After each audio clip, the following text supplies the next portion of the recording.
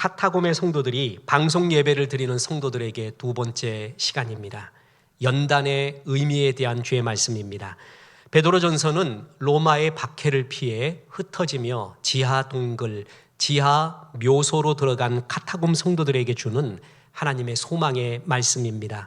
카타콤의 성도들의 고난은 지금 우리가 코로나19로 인해 겪고 있는 고난과는 비교 불가입니다. 그런데 우리도 참 아프지 않습니까? 예배가 제한이 되고 언제 끝날지 모르고 너무나 고통스러운 현실이 이어지고 있는 현실 속에 있습니다.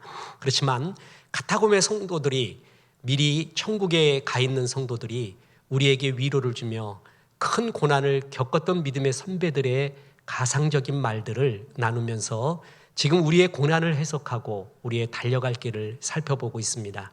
첫 번째 시간으로 카타콤의 성도들은 베드로 전서의 말씀을 통하여 우리에게 그럼에도 불구하고 신실한 예배를 드려라.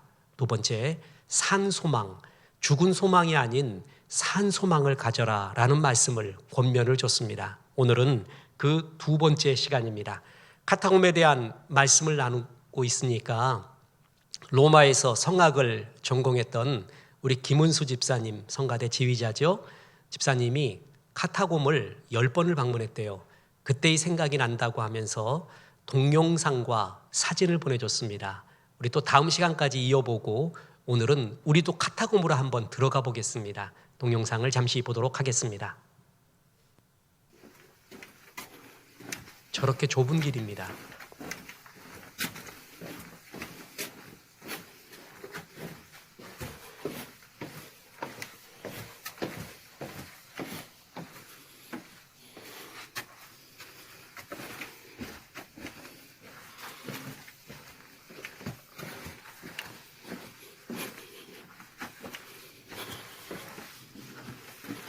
어떻게 저런 데서 살고 예배하고 이해할 수가 없습니다. 뿐만 아니라 그 벽면에는요, 그림들을 저렇게 그려놓았고 문구들을 적어놨습니다. 저것은 다음 시간에 우리 또 구체적으로 살펴보도록 하겠습니다. 거기에 예수의 모습, 어린 양을 안고 있는 모습, 그리고 문구 새겨놓은 것들, 서로 축복하는 구절들, 그곳에서도 하나님을 향한 또한 성도들을 향한 사랑을 식지 않고 있었던 카타콤 성도들의 뜨거운 마음을 우리는 느낄 수가 있습니다. 카타콤 성도들과 비슷한 고난을 겪은, 끔찍한 고난을 겪은 한 부류의 사람들이 있습니다. 유대인입니다.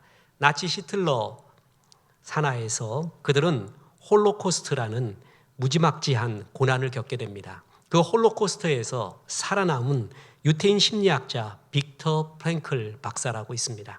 그는 나치 독일 치하에서 말할 수 없는 고난을 겪고 수용소에 감금되게 되었죠. 거기서 가족의 죽음을 보았습니다. 자신도 언제 죽게 될지 모르는 상황이었고 뿐만 아니라 평생 준비해 두었던 논문 원고도 빼앗기게 됩니다. 삶의 의욕이 다 시들어져 가는 그런 상황이었습니다. 그런데도 불구하고 그는 굳건하게 살아났고 의미요법이라는 아름다운 치유 방법을 제시하기도 했습니다. 그가 이런 고난을 겪어내자 전쟁이 끝난 후에 누군가 이런 질문을 했습니다. 선생님, 그 말할 수 없는 고난 속에서도 인간다운 모습을 잃지 않고 결국은 승리하고 살아날 수 있었던 비결이 무엇입니까? 이때 빅터 프랭클 박사는 이런 대답을 했습니다. 나는 이 고통이 나에게 어떤 희망으로 나타날 것인가를 계속 바라보았습니다. 그런 까닭에 나는 좀 더 의연한 자세를 가질 수 있었고 최악의 상황에서 적응하는 사람들의 모습을 관찰할 수 있었습니다. 의미와 희망을 붙든 사람들이 고통 속에서 얼마나 견뎌낼 수 있는지 전쟁이 끝난 후에 사람들에게 이것을 말해주고 싶었습니다. 나는 하나님에게 그 희망을 보여달라고 기도했고 그 희망을 주야로 묵상했습니다. 그 희망이 나로 하여금 이 고통 속에서 생존하게 만든 비밀이었습니다. 의미가 있을 것이라는 것이죠. 이 고난이 무의미한 것이 아니라 반드시 어떤 의미와 유익이 있을 것이다. 그게 뭔지 나에게 가르쳐 주십시오. 그걸 기도했다라는 것입니다. 그래서 그가 발견한 것이 뭐냐 하면 사람을 제일 살게끔 만들고 사람답게 만들고 행복하게 만들고 고난 속에서도 이길 수 있도록 만드는 것이 무엇이냐 하면 의미라는 것입니다. 이 세상에서 나를 제일 뜨겁게 하는 게 뭐냐 하면 돈입니다. 그리고 니체에 의하면 권력의 의지이고 프로이드에 의하면 본능적인 모습입니다. 그런데 그것도 그렇지만 그것보다 더 사람을 사람답게 하고 살려내고 힘을 주는 것은 의미였다. 나는 이곳에서 희망과 의미를 발견한 사람, 내 삶에는 반드시 의미가 있다라는 것을 간직한 사람이 살아나고 이것이 삶에 있어서 얼마나 중요한가를 말해 주는 것이 나의 사명이다. 그 희망으로 살았다는 것이에요. 그래서 그가 전쟁 후에 그 유명한 의미요법이라는 것을 말해 주었습니다. 그렇습니다. 우리가 환난 중에도 그 환난의 유익, 다시 말해서 그것의 의미를 제대로 볼 수 있다면 우리는 이 환난 중에도 기쁨을 간직할 수 있습니다. 그래서 베드로전서 1장 6절 오늘 본문에 보면 그러므로 너희가 이제 여러 가지 시험으로 말미암아 잠깐 근심하게 되지 않을 수 없으나 오히려 크게 기뻐하는도다. 발신자 사도 베드로는 고난의 현실을 피해가지 않습니다. 이 고난 때문에 여러 가지로 근심할 수밖에 없는 성도의 아픔을 인정하고 공감합니다. 그런데 그 근심들이 아픔이 아무리 아파도 잠깐이라고 말합니다. 그리고 오히려 더 큰 기쁨으로 반전될 것이다. 이 말을 하고 있어요. 바뀔 것이다. 이 환난 중에 이 환난이 기쁨으로 반전될 것이다. 이유가 있다라는 것입니다. 어떤 이 환난에 유익이 있기에 의미가 있기에 이 환난은 너희에게 기쁨으로 반전될 수 있을까? 카타콤 성도들은 우리에게 이 고난을 겪으면서 베드로 사도의 이 권면처럼 우리에게 똑같이 해주고 싶은 말이 있을 것입니다. 왜 이 환난이 기쁨으로 반전되는가? 이유가 무엇인가? 이 환난은 어떤 유익이 있는가? 그것은 첫째, 하나님께 참 믿음을 인정받을 수 있는 기회이기 때문에 그렇습니다. 이 베드로전서의 핵심 구절이 1장 7절입니다. 보시기 바랍니다. 너희 믿음의 확실함은 불로 연단하여도 없어질 금보다 더 귀하여 예수 그리스도께서 나타나실 때 칭찬과 영광과 존귀를 얻게 할 것이니라. 너희 믿음의 확실함이 이 연단의 불 속에서 증명이 되었다. 그래서 하나님이 그 너희의 진짜 믿음을 알게 되고 그래서 예수 그리스도께서 다시 나타날 때 칭찬과 영광과 존귀를 얻게 될 것이야. 왜냐? 이 환난 속에서 너희 믿음이 진짜라는 것이 증명이 되었기 때문에 그래. 그렇습니다. 환난은 진짜와 거짓을 구별하는 방법입니다. 우리는 이 환난 통해서 우리의 참 믿음을 하나님께 인정받을 기회이기도 합니다. 믿음의 확실함이 불로 연단하여도 확실히 드러났다. 이 연단이라는 말이요, 성경에서 굉장히 중요한 말입니다. 헬라어로 도키모스라고 하는데 이 단어는 세공법에서 나온 말입니다. 1세기 로마와 소아시아에서는 금세공업이 발달되어 있었는데 1000도 이상의 열을 견디고 나온 그런 정제된 순금을 가리켜 심사관은 도키모스라고 선언을 합니다. 진짜 금이야, 순금이야. 그 도키모스 판정을 받을 때 그 금은 최고의 값어치가 됩니다. 뿐만 아니라 도공들이 도자기를 구워낼 때 뜨거운 용광로를 견디고 나온 것들 중에 시원치 않은 것들은 다 깨버리고요, 잘 구워진 그런 도자기, 그것을 향해서 도공이 도키모스 하면 합격한 겁니다. 뜨거운 용광로 속에서 진짜가 나왔다라는 거예요. 그게 연단의 의미입니다. 성경에서 말하는 연단은 진짜와 거짓을 구별하는 겁니다. 너는 이 환난이 연단이다. 진짜와 거짓을, 진정성을 증명하는 방법이다. 그런데 너희는 카타콤에 들어가면서, 아니 방송 예배를 들으면서도 신실한 예배의 자세, 하나님에 대한 사랑, 교회에 대한 사랑, 하나님과 성도들에 대한 그 사랑을 변치 않았구나. 도키모스, 합격했다. 너희가 진짜임을 알았다. 그 옛날 아브라함이요 이삭을 하나님께 드릴 때 주님이 그랬잖아요. 이제서야 네가 나를 사랑하는 줄 알노라. 이미 알고 계셨죠. 그래도 그 행위의 결정적인 순간에 주님이 알았다라고 말합니다. 그래서 사도 베드로는 가타곰에 또한 흩어진 성도들에게, 방송 예배를 드리고 있는 성도들에게 너희 믿음이 진짜임이 이 환난의 기간 동안에 증명이 되고 드러나는 것이니까 이 환난의 유익성, 의미를 생각하며 기뻐하라. 그렇게 말해주고 있습니다. 평상시에는 진짜와 가짜가 구별이 안 됩니다. 근데 진짜는 환난과 고난이 올 때 압니다. 내 마음에 설레는 것과 설레지 않는 것, 영원한 것과 영원하지 않는 것 언제 아냐 하면은 고난이 오면 압니다. 그때 이거는 필요 없는 거였지. 일시적인 기쁨이었지. 이게 진짜였지. 그죠? 우리는 고난이 올 때 진짜 나를 보게 됩니다. 내가 소중하게 진짜 여겼던 것을 알게 돼요. 영원한 것이 무엇인지 그때 알게 돼요. 만남 중에도 그저 그런 만남, 가짜 만남, 진짜 만남을 우리는 고난을 당하면 알 수가 있습니다. 내 계급장이 다 띄어졌는데도 나를 사랑하는 사람, 나와 가까이고 똑같이 이야기하는 그 사람을 볼 때 얼마나 기쁠까요? 우리는 고난을 통해서 참 거짓을 연단, 구별하게 됩니다. 그러나 너희의 믿음의 확실함이, 진짜 믿음이, 참 믿음이 이 환난의 기간 동안에 증명이 된다. 하나님이 그래서 순금이야 너는 이런 선언을 하면서 말할 수 없는 영광과 존귀가 너희에게 임할 것이야. 그 기회다. 바로 이 환난을 그렇게 말하고 있다라는 겁니다. 우리 예수님은요 떡집에서 태어났습니다. 베들레헴, 벳은 집이고요 레헴은 떡이라는 뜻이에요. 떡집에서 태어나서 사람들한테 떡을 많이 줬습니다.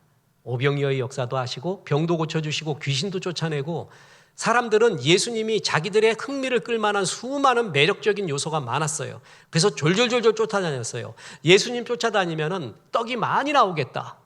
많은 걸 취할 수도 있겠다. 아예 참으로 그냥 왕으로 삼자. 이렇게 해서 예수님을 쫓아다녔습니다. 그런데 점점 시간을 지나고 보니까 예수님이 그런 목적 때문에 오신 것이 아니라는 것을 알게 되었습니다. 이상한 얘기도 하십니다. 우리들의 세속적인 욕망을 충족시켜주는 메시아가 아니라 다른 하나님 나라의 이야기를 하는 걸 봤어요. 그래서 더 이상 나올 게 없는 것 같다. 이제 더 이상 단 것이 밥이 안 나올 것 같다. 그 사람들이 다 떠나기 시작했습니다. 그때 예수님이 제자들에게 묻습니다. 너희도 떠나겠느냐? 그것이 요한복음 6장에 나와요. 요한복음 6장 66절부터 보면 그때부터 그의 제자 중에서 많은 사람이 떠나가고 다시 그와 함께 다니지 아니하더라. 예수께서 12 제자에게 이르시되 너희도 가려느냐? 시몬 베드로가 대답하되 주여 영생의 말씀이 주께 있사오니 우리가 누구에게로 가오리까? 베드로님이 말한 여러 말 중에 세 가지를 특별히 좋아하는데 그 중에 제일 좋아하는 게 이 말입니다. 주여 영생의 말씀이 여기 있사오니 우리가 어디로 가오리까? 다 떠나도 우리는 영생의 주님이 주의 말씀이 여기 있지 않습니까? 그렇습니다. 고난의 때 진짜와 거짓이 구별이 됩니다. 주님은 카타콤에서 견디고 있는 인내하며 예배하고 있는 성도들에게 이런 칭찬을 합니다. 1장 8절 오늘 본문입니다. 예수를 너희가 보지 못하였으나 사랑하는도다. 이제도 보지 못하나 믿고 말할 수 없는 영광스러운 즐거움으로 기뻐하니. 성경 다 좋지만 너무나 좋은 구절이에요. 이건 우리를 향한 구절이에요. 제가 설교 시간에도 계속 말씀드렸죠. 12사도, 아니 사도가 아니더라도 따라다녔던 제자들, 무리들이라 할지라도 예수님을 직접 배운 사람들, 그 사람들은 그 가슴 속에 예수님의 눈빛, 말씀, 행하셨던 일, 성품 모든 것이 가슴에 있을 거예요. 아무 말 안 해도 그 믿음이 불탈 거예요. 아니, 그 예수님이 십자가에 죽고 부활하신 다음에 다시 나타나셨습니다. 그 부활을 본 사람들의 가슴은 더 뜨거울 거예요. 그죠? 믿음이 없어라 라고 말해도 믿음이 있을 거예요. 근데 문제는 그 예수님이 안 계시는데 보이지 않는데도 어떻게 그렇게 사랑할 수 있냐는 얘기예요. 예수님이 보이지 않는데 어떻게 카타콤 지하 동굴 묘지로 들어가서 5대에 걸쳐 300년 동안이나 견뎌내면서 그 예배 속에서 신실한 믿음 속에서 살 수 있냐는 것이에요. 예수님이 보이지 않는데 어떻게 지하 감옥에서 죽음을 예감하면서도 기뻐하라, 다시 말하노니 기뻐하라라고 말하는 바울 사도의 그 믿음의 근거가 무엇입니까? 너희가 예수를 보지 못하였으나 사랑하는도다. 이제도 보지 못하고 믿고 말할 수 없는 영광스러운 즐거움으로 기뻐하니 지네 믿음 진짜다 이거예요. 환난 중에도 믿음의 연단을 내가 해봤는데 믿음의 확실함이 너희 속에 보이고 보이지 않는 나를 이토록 사랑하는 너희들, 이제 영광과 존귀를 너희에게 안겨주고 싶구나. 하나님 앞에 우리의 믿음의 진정성, 진짜가 드러나는 것이 바로 환난이라는 거예요. 그래서 기뻐해라. 오히려 하나님 앞에 진짜를 보일 수 있는 기회이다라는 거예요. 그리스도인의 고난은요, 대체로 두 가지예요. 하나는 내 잘못 때문에 오는 징계로 인한 고난, 또 하나는 내가 잘못이 없는데도 하나님이 훈련을 위해서 특별히 주신 연단의 고난, 두 가지가 있습니다. 연단은 하나님이 우리를 좀 더 강한 그리스도인으로 만들기 위해 허용하신 특별한 고난입니다. 말 그대로 강해지는 거예요. 더 깊은 신앙으로 들어가게 하기 위해서 하나님이 훈련하시고 테스트하는 겁니다. 그래서 이 연단을 통해서 인격과 성품이 훈련이 돼요. 그리고 이 연단을 통해서 하나님이 쓰시기에 합당한 순종의 사람으로 변화시켜가는 거예요. 그게 연단의 훈련이라는 것입니다. 지금 우리의 고난이요, 징계로 인한, 잘못의 징계로 인한 고난인지 우리를 강한 하나님 쓰시기에 합당한 사람으로 만들기 위한 연단의 고난인지 모르겠습니다. 그런데 분명한 것은 그 어떤 고난이라 할지라도 주님에 대한 우리의 사랑, 교회에 대한 우리의 사랑을 보여줄 수 있는 기회라는 것입니다. 그때 하나님이 도키모스, 너 진짜야 라고 선언을 하면 그 다음에 임하는 영광과 존귀, 너희는 그걸 바라봐라. 너희가 진짜를 보여줄 수 있는 기회다. 주님은 베드로 사도를 통해서 우리의 환난을 그렇게 말씀해 주시고 해석해 줍니다. 아마 카타콤 성도들이 그렇게 말할 거예요. 우리 지금 천국에 와 있는데요, 주님이 우리를 얼마나 좋아하시는지 몰라요. 왜냐하면 그 고난 중에 너희의 진짜를 보았고 너희의 눈물을 보았고 그 가운데 있는 보석 같은 하나님을 향한 사랑을 보았기 때문에 그렇다. 이 칭찬을 우리 계속 듣고 있어요. 환난, 고난 속에서 방송으로 예배하고 있는 성도 여러분, 괜찮아요. 이길 수 있는 힘 주실 거예요. 이것이 진짜 믿음을 드러낼 수 있는 기회예요. 그 뒤에 임하는 영광과 존귀는 감당치 못할 정도예요. 이렇게 권면해주고 있습니다. 왜 하나님은 사도 베드로를 통해서 환난 중에 기뻐하라고 말씀을 했습니까? 두 번째 이유가 있습니다. 이 환난 중에 하나님이 쓰시기에 합당한 사람으로 만들어지기 때문에 그렇습니다. 자, 보십시오. 오늘 본문 베드로전서 1장 3절 4절. 우리 주 예수 그리스도의 아버지 하나님을 찬송하리로다. 그의 많으신 긍휼대로 예수 그리스도를 죽은 자 가운데서 부활하게 하심으로 말미암아 우리를 거듭나게 하사 산 소망이 있게 하시며 썩지 않고 더럽지 않고 쇠하지 아니하는 유업을 잊게 하시나니 곧 너희를 위하여 하늘에 간직하신 것이라. 하나님은 이 연단의 과정을 통해서 도키모스, 너 진짜구나.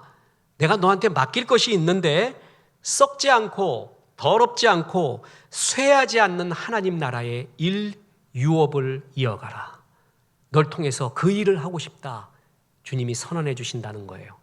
이 세상에요, 썩어질 것, 더러운 것, 쇠한 것, 그러나 세상에서 너무 좋은 것, 거기엔 사람들이 구름대같이 몰려듭니다. 상어대같이 덤벼듭니다. 그런데 썩지 않는 일이 있어요.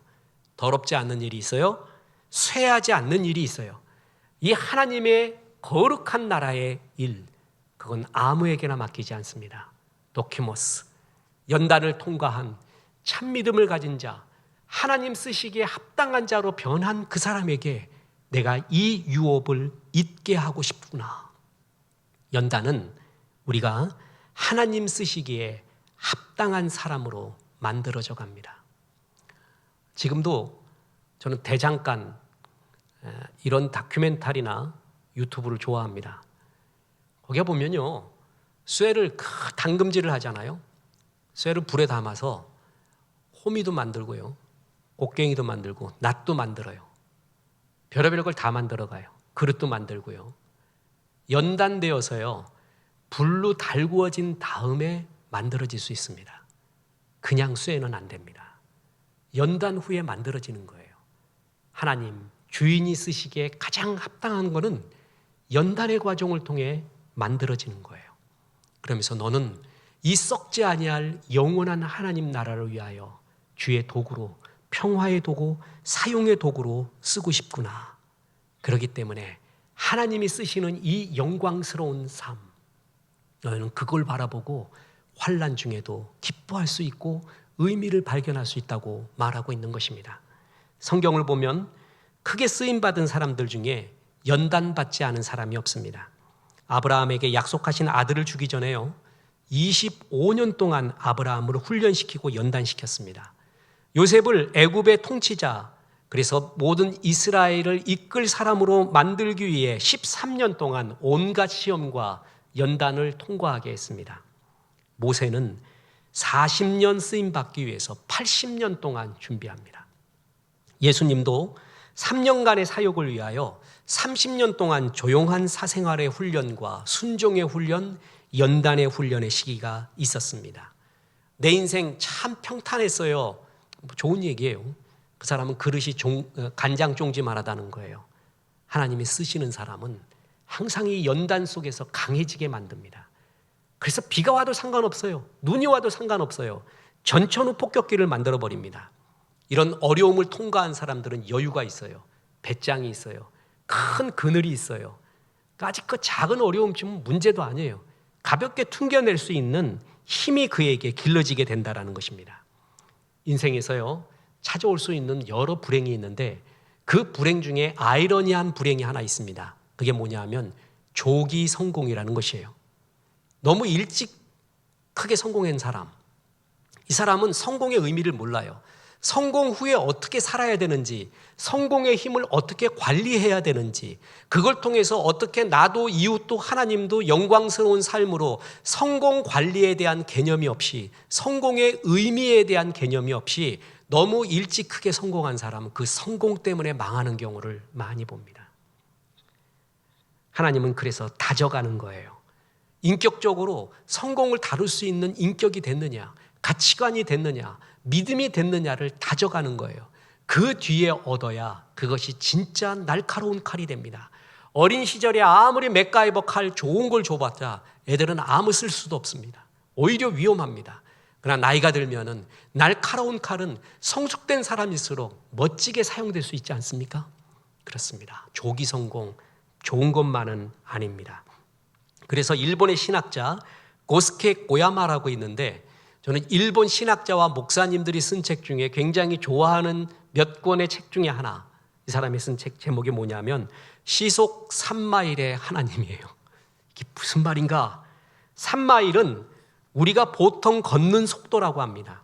그러니까 시속 3마일의 하나님이란 뜻은 뭐냐 하면은 하나님께서는 우리의 걷는 속도로 역사하신대요. 결코 빨리 서두르지 않는다는 거예요. 아니, 우리가 고통스러울 정도로 너무 느립니다 하고 이야기할 정도로 천천히 역사하신다는 거예요. 우리의 속도대로. 그래야 우리가 살아남고 강해지고 그것이 승리하는 비결이라는 거예요. 시속 3마일로. 등산의 역사에 보면요, 빨리 정상에 오르기 위해서 그 등산가들을 밑이 아니라 중간에 헬기로 내려놓는 경우들이 종종 있다고 합니다. 그럼 이 사람들이 정상까지 금방 가겠죠? 근데 잘못하면 실려갑니다. 밑에부터 올라가야 호흡이, 그 고산에 호흡이 맞춰져 가요. 적응이 되어 가요. 중간부터 올라가면은요, 호흡이 맞지 않습니다. 산소 부족을 항상 느껴서 그 두통과 고통 속에서 실려가는 경우가 있다는 것입니다. 하나님은 밑에부터, 주님 나를 중간부터 좀 사용해 주십시오. 밑에부터 기어 올라가게 합니다. 그래야 다져지는 거예요. 시속 3마일로 가게끔 해서 완전히 다져지고 훈련시키고 하나님 쓰시기에 합당한 사람으로 만들고 사용하신다라는 것입니다. 다윗을 보십시오. 어린 나이에 골리앗을 물리치는 영웅이 되잖아요. 그때 선택받았고 기름 부음까지 받았습니다. 그런데 하나님이 그를 완전하게 쓰실 그 단계까지는 너무나 천천히 다윗을 이끌어갑니다. 긴 시간 동안에 광야의 훈련을 거치게 해요. 심지어는 미친 척까지 하게 하고요. 자존심 다 버리게 하고요. 하나님이 훈련할 때 천천히 하시면서 마침내 완벽한 하나님의 왕으로 만들어가는 것을 볼 수가 있습니다. 모세도 마찬가지입니다. 모세는요, 애굽의 궁정에서요 40년 동안의 최신 학문과 문물을 배우게 됩니다. 그리고 또 40년 동안의 완벽한 광야 생활을 통해서, 척박한 생활을 통해서 자기 자신을 제어하는 법, 하나님을 의뢰하는 법, 양들을 돌보는 법을 배워요. 얼마 배웠어요? 80년 배웠습니다. 그 80년 동안 다져진 다음에 이스라엘 백성을 출애굽하는 데 사용된 것이에요. 이스라엘 백성이 이집트를 탈출해서 사막을 통과하려면요, 그 광야 사막에 대해서 잘 아는 가이드가 필요했어요. 그게 바로 모세였습니다. 어디가 함정이고 어디가 구덩인지, 어디가 길인지, 어디로 가면 독사가 많은지, 어디로 가면 안 되는지, 이걸 누구보다도 잘 안 것이 바로 모세였다라는 것이죠. 광야의 온도, 기후, 바람, 지역적 특징, 토질, 오아시스, 거주민들, 그 거주민들의 습성, 그 모든 것들은 단시간에 배우는 게 아니에요. 오랫동안 경험과 지혜가 축적될 때 알 수가 있는 거예요. 그래서 모세를 하나님은 거기서 40년 동안에 연단을 시킵니다. 뿐만 아니라 모세는 거기서 자기를 죽이는 법을 배웠습니다. 애굽의 왕자가 아닌 무명으로 사는 법, 고독, 외로움의 의미, 그 속에서 하나님을 바라보는 법. 보세요. 60만 이스라엘 대군들이요, 다 자기를 따르지 않습니다. 심지어는 믿었던 아론마저도 배신 때립니다. 여러분, 그런 가운데 확 죽고 싶은 거예요. 그때 하나님만을 의지하는 법, 그때 다 배웁니다. 기다림이 뭔지를 그때 배웁니다. 모세는 그 광야 생활을 통하여 참 리더의 자격을 배워가는 거예요. 특히 광야에서 양떼 돌보는 것이 뭔지를 배웠습니다. 그래서 앞으로 모세가 이끌고 섬겨야 될 수십만의 양 같은 이스라엘 사람들의 습성을 미리 훈련합니다. 거절하고 불평하고 원망하고 시비 걸고 자기 마음 이끄는 대로 마음대로 하려는 양 같은 그 이스라엘 백성들, 양을 닮았던 그들, 특히 400년 동안 노예 생활했잖아요. 그 노예 근성, 나쁜 근성이 가득한 이스라엘 사람들을 이끈다는 것, 그거는 끝없는 거절과 원망과 불평과 시기와 질투를 받아야 되는 것이구나. 그 양들을 40년간 돌보면서 모세는 배운 것이에요. 배워도 힘들 지경이에요. 80년간의 준비, 그 다양한 경험, 그 다져진 모습 속에서 참 이스라엘 민족의 리더로 준비가 된 것입니다. 특히 말해요, 모세는 가나안으로 못 들어갔죠. 참, 모세에게 하나님이 느보산에 올라서 아그야, 가나안 좀 봐라. 이제 이스라엘 자손이 들어갈 땅이다. 너 수고 많았다. 너는 말이야, 여기서 가자. 여기서 가나안 들어가지 말고 나에게로 와라. 그때 모세는 순종합니다. 주님, 적어도 나는 들어가야 되지 않습니까? 이 고생했는데 들어가서 나 딱 1년만 있을게요. 3년만 있을게요. 적어도 나는 들어갈 자격이 되지 않습니까? 말할 수 있어요. 근데 안 합니다. 그냥 받아들여요. 그리고 하나님이 더 청천벽력 같은 이야기 합니다. 아그야, 너는 무덤도 없어야 돼. 너 무덤 생기면 사람들이 다 그거 경배한다. 무덤도 없자. 그러니까 받아들여요. 어떻게 이런 인격들이 애굽의 젊은 관원을 죽일 혈기가 가득했던 모세가 그렇게 변해갔을까요? 그는 광야의 다져진 훈련 통해 하나님이 쓰시기에 합당한 자로 만들어져 갔던 것입니다. 어느 학자가요, 현대를 이해하려면 마이크로소프트사의 빌 게이츠, 애플사의 스티브 잡스, 테슬라의 일론 머스크, 페이스북 만든 마크 주커버그, 투자왕 워런 버핏, 그리고 마윈을 알아야 된다. 맞습니다. 지금 현대의 영웅이기도 하죠. 롤 모델이기도 하고요. 이 사람들이 중에서 저는 참 마음에 가는 사람이 개인적으로 스티브 잡스입니다. 왜냐하면 이 사람은 고난을 참 많이 겪은 사람입니다. 빌 게이츠는 부유한 변호사의 아들로 태어난 반면에 스티브 잡스는 고아였습니다. 사생아였죠. 입양이 됩니다. 그 입양된 집도 그렇게 부자가 아니었습니다. 그의 전기를 쓴 그에 대한 책들이 지금 굉장히 우리나라에도 한 15권 정도 나와 있습니다. 그중에 이제 잡스 그래갖고 이렇게 두꺼운 책, 어린 시절의 자서전 같은 이야기가 많이 나온 책에 보면요. 그는 어린 시절에 그 거절된 아픔, 나를 무시하고 거절된 그 아픔들이 감정적으로 꽤 많이 있었나 봅니다. 어릴 때부터 정서적으로 위축되고 흔들리는 세월을 많이 보내게 됩니다. 그러니까 그때 형성된 성격, 괴팍한 모습 여러 가지가 있겠죠. 장년이 된 그는 애플 컴퓨터를 만들죠.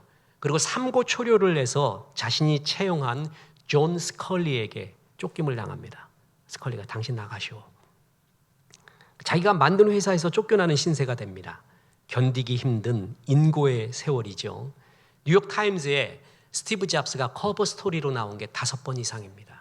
근데 이 타임즈에서요, 잡스를 갖다가 모세에 비유한 거를 보고 얼마나 웃었는지 모릅니다.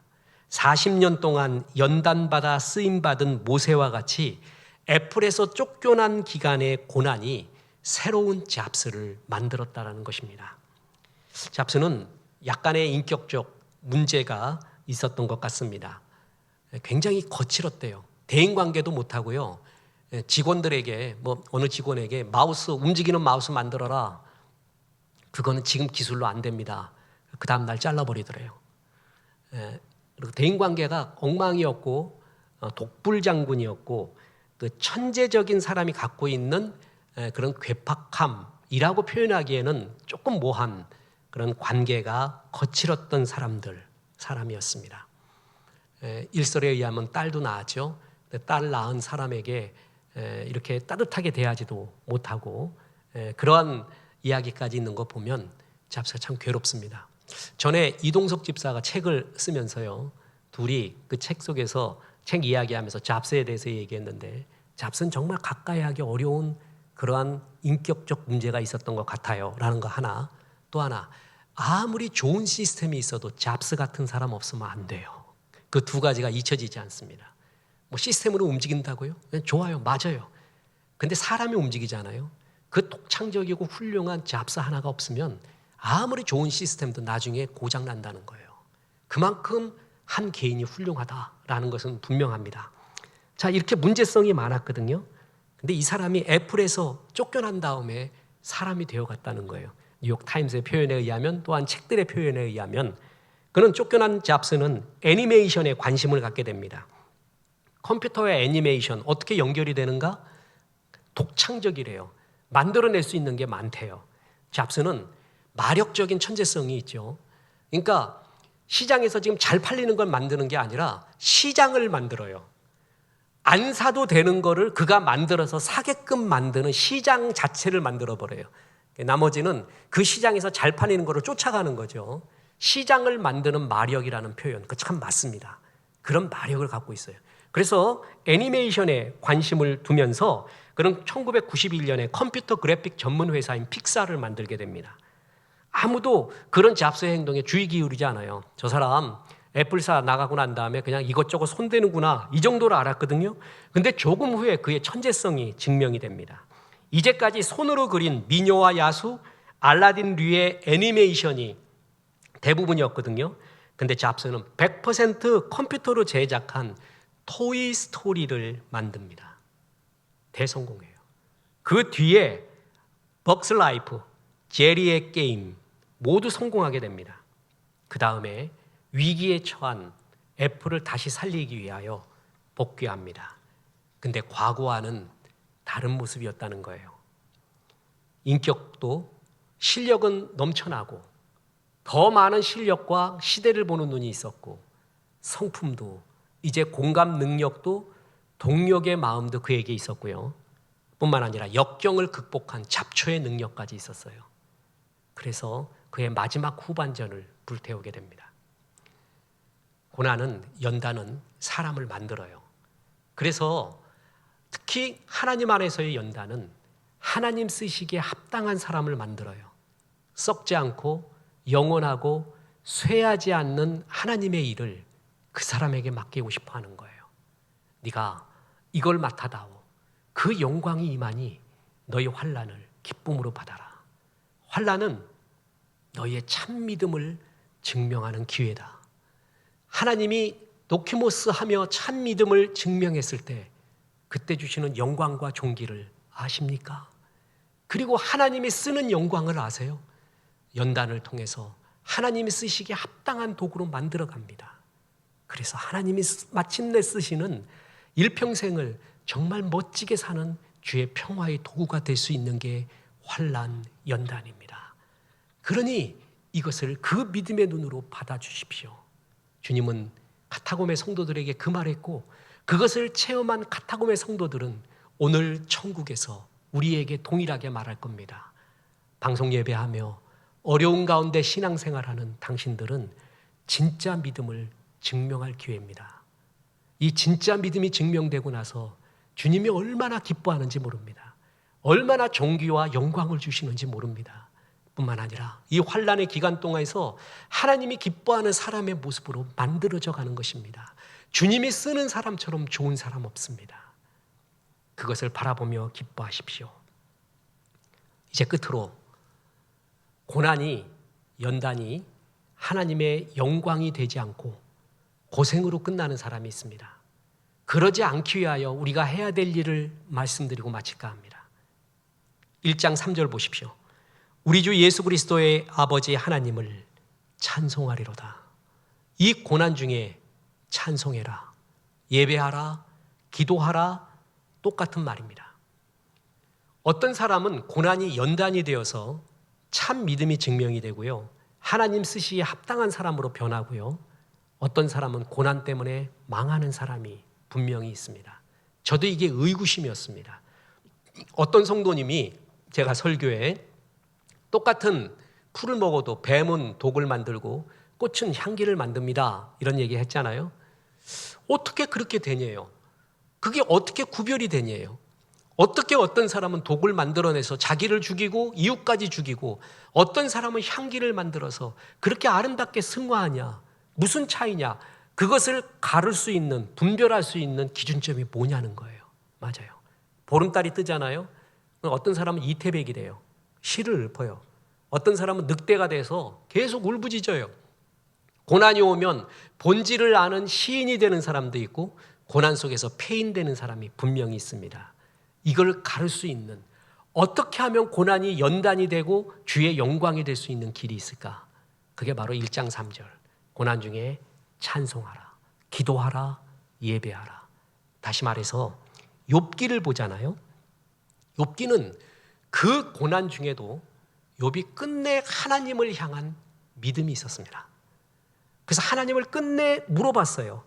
중재자도 보내주십시오. 하나님 직접 나타나십시오. 왜 안 나타납니까? 뭐 합니까? 하면서도 하나님에 대한 기본적인 믿음과 기본적인 기도의 삶이 그에게 있었다라는 것이죠. 이게 제일 중요합니다. 이런 기본적인 믿음과 신실한 기도의 예배의 삶이 있는 사람한테는 환난이 큰 용광로 속에서 정제된 금이 되어 나오는 것이고, 그렇지 않은 사람은 용광로에 들어가면 타버리는 거예요. 이게 분간점입니다. 고난은요, 크게 보면 보편적인 고난이 있고 특별한 고난이 있어요. 누구나 겪는 고난, 여자에게는 출생, 남자는 군생활. 여자들이 모여서 애 낳을 때 이야기, 기를 때 이야기 계속하면서 공감을 느끼는 이유, 보편적이기 때문에 그래요. 남자들이 죽어도 군대 얘기하는 얘기, 보편적이기 때문에 그래요. 공감을 느끼기 때문에 그래요. 보편적인 고난이 있지만 또 하나는 특별한 고난이라는 게 있어요. 그 사람만 겪을 수 있는, 그 사람의 형태 속에서, 환경 속에서 겪는 어떤 고난이든 간에, 자, 특별한 고난이건 보편적인 고난이건, 또 아까 고난 중에서는 어떤 구별이 있다 그랬죠? 내 잘못으로 인한 징계로 인한 고난이든 아니면 연단을 인한 훈련을 위한 고난이든 어떤 형태의 고난이 오더라도 무조건 기도를 시작하는 거예요. 이 고난이 특별한 고난인가? 아니면 보편적인가? 이 고난이 징계 때문인가? 연단 때문인가? 이거 구별하는데 시간 쓰지 마십시오. 그건 나중에 해도 충분합니다. 고난이 오면 무조건 무릎을 꿇는 거예요. 기도하는 거예요. 찬송하는 거예요. 주님, 내 고난이 아무리 커도 하나님의 은혜 가운데 있습니다. 하나님에 대한 줄을 놓지 않는 거예요. 이런 사람은 연단의 용광로에 들어가도 정죄된 금으로 나오고, 그렇지 않은 사람은 타버리게 됩니다. 히스기야를 보십시오. 그는 공적으로 사적으로 최고의 고난을 겪었습니다. 왕으로서 아수르 왕 사네립이 쳐들어와서 무지막지한 군대로서 너희 멸망시키니까 항복하라고 항복 문서 보내왔어요. 그때 히스기야가 한 게 뭡니까? 항복 문서 가져다가 주의 성전으로 가져가서 기도하는 거예요. 이런 소리 합디다. 이렇게 저주합디다. 이렇게 항복하라고 합니다. 주님, 내가 이렇게 가슴 아픈 일이 있습니다. 이렇게 당했습니다. 이렇게 아픕니다를 주 앞에 그대로 갖고 가서 기도를 시작하는 거예요. 개인적인 고난이 왔어요. 오래 살지 못할 병에 걸렸습니다. 그때 벽을 향하여 기도합니다. 벽 기도가 무슨 뜻이에요? 주님 바라본다는 거죠. 오직 주님 바라본다는 거죠. 그는 공적인 사적인 고난의 순간에 기도 시작합니다. 특별한 고난이건 보편적인 고난이건 징계로 인한 고난이건 연단을 인한 고난이건 그거 구별하는 데 시간 쓰지 말고 무조건 기도하는 겁니다. 고난 중에, 환난 중에 기뻐하라. 그리고 찬송하라. 이 환난이 너희에게 이런 유익을 가져오니 기뻐하라. 그리고 주님을 놓지 말고 기도하라. 이것이 카타곰 흩어진, 그리고 방송 예배 드리고 있는 고난에 처한 성도님에게 주신 하나님의 말씀이고, 그리고 이걸 체험한 카타곰의 성도들이 천국에서 우리에게 보내온 편지일 것입니다. 이런 성도 되십시오. 그래서 이 고난이요, 나의 진짜를 증명하는 기간. 그래서 영광과 존귀가 임하십시오. 그리고 이 연단의 기간이 하나님이 쓰시기에 합당한 그러한 사람으로 만들어져 가는 기간. 그래서 끝없이 다져지는 기간. 그래서 마침내 하나님이 귀히 쓰시는 주의 종들 되기를 주 예수의 이름으로 축원합니다. 우리 받으신 말씀 생각하면서 이 눈에 아무 증거 아니 배워도 찬송합니다.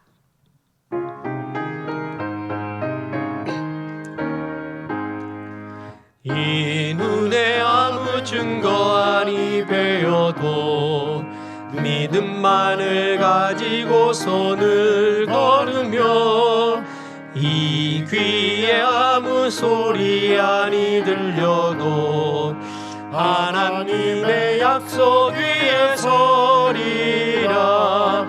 걸어가세 믿음 위에 서서, 나가세 의심 버리고, 걸어가세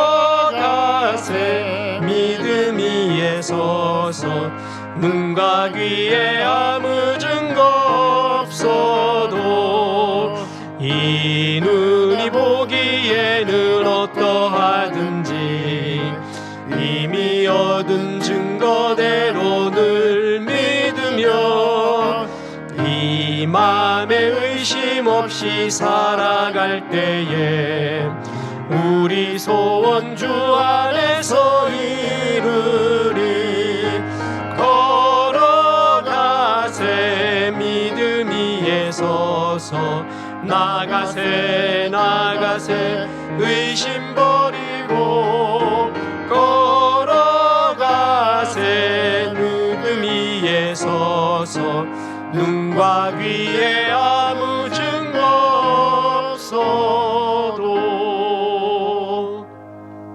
이제는 우리 주 예수 그리스도의 은혜와 하나님의 크신 사랑과 성령님 고난 중에 참 믿음을, 참 예배를 주 앞에 드리라 말씀하심이, 이 말씀에 아멘 하며 고난 중에 주님을 더욱더 사랑하기로 기도한 성도들에게 함께 하셔서 이제부터 끝날까지 크신 영광 받으시옵기를 우리 구주 예수 그리스도 이름으로 축원하옵나이다.